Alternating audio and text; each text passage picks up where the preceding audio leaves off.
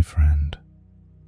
Tonight we'll journey into a beloved classic, The Reluctant Dragon, a gentle, witty story about a boy who befriends a very unusual dragon. This is SomniaCove Sleep Stories. Use space to unwind and drift into deeper rest. So sit back, relax, and get comfy in your cozy cove, and allow this peaceful tale to carry you toward rest.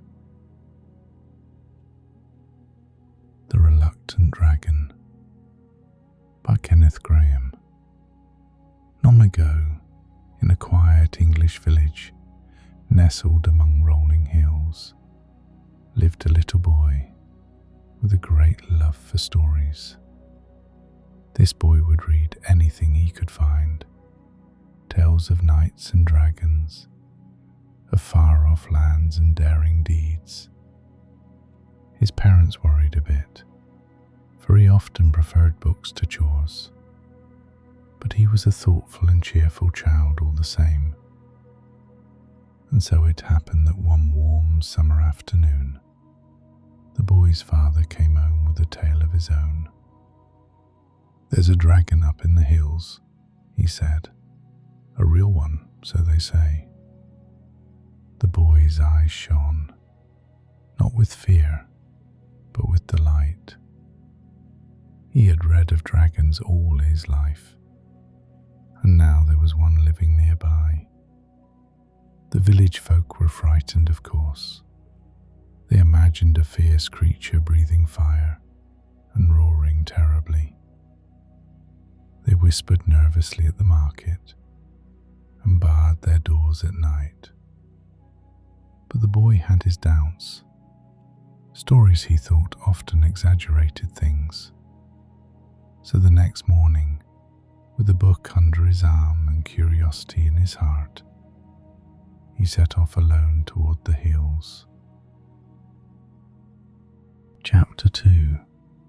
Meeting the Dragon. The path wound through quiet meadows and fragrant wildflowers, leading him to a broad cave entrance halfway up the hillside. It was peaceful there. Too peaceful, he thought, for a fearsome beast. He stepped closer.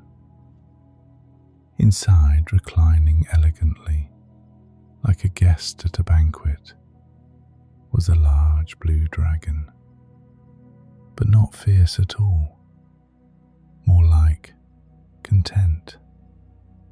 "Good morning," the dragon said pleasantly, as though greeting a friend for tea. "Oh, good morning," the boy replied. I hope I'm not disturbing you." "Not in the least. Do come in. I'm just finishing a poem."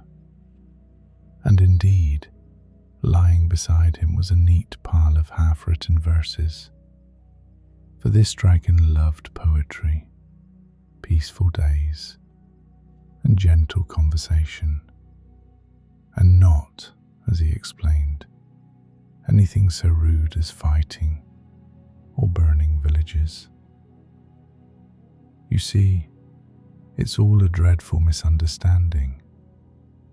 People expect dragons to be terrible, so they assume I must be. But I'd much rather compose odes and enjoy the sunshine."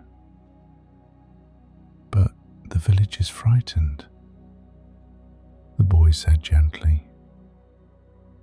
"Yes, humans often are, when they don't understand."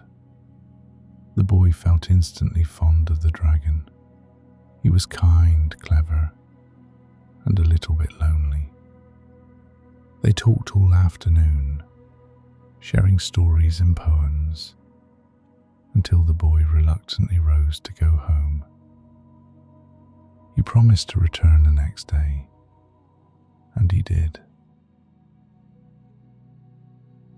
Chapter 3. Trouble in the Village. villagers grew more anxious.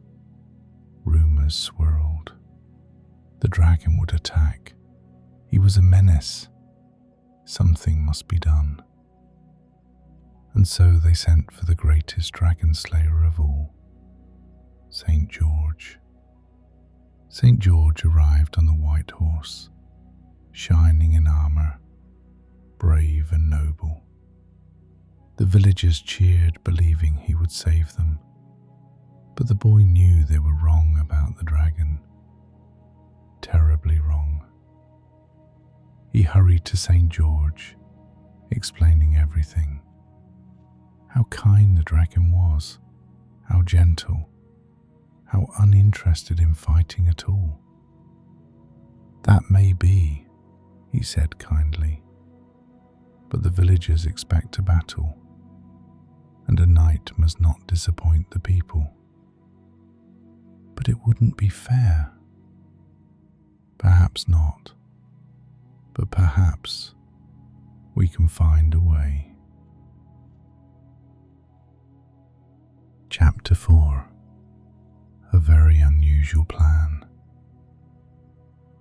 So the boy St. George and the dragon met at the cave to discuss a plan. I couldn't possibly fight, the dragon said. I don't do that sort of thing. No one is asking you to truly fight, but perhaps we could stage a small, harmless battle, just enough to satisfy the villagers. And strangely enough, the dragon agreed, not because he wanted to fight, but because he didn't want the villagers to fear him forever. So they planned it carefully. A bit of roaring, a few showy charges, and then the dragon would surrender graciously. Everyone was rather pleased with this arrangement. Chapter 5. The Spectacle. The next afternoon the villagers gathered on a grassy field. St. George sat proudly upon his horse. The dragon appeared at the edge of the meadow, trying his best to look ferocious, though the boy noticed he mostly looked embarrassed. Rah! It was the politest roar anyone had ever heard. St. George galloped forward.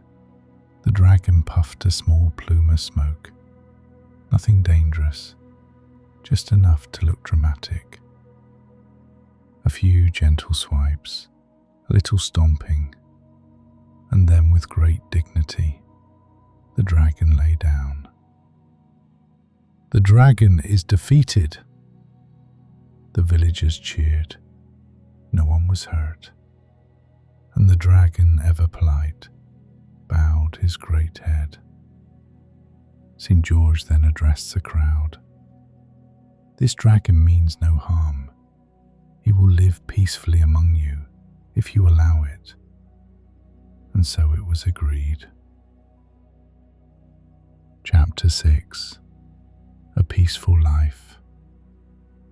The dragon became part of the village, reading poetry, helping with festivals, even telling stories to the children. The villagers grew to love him dearly, and as for the boy, he remained the dragon's closest friend.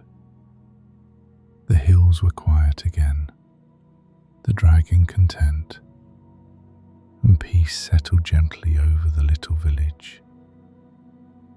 And that is the story of the reluctant dragon, a story of understanding, kindness, and gentle friendship.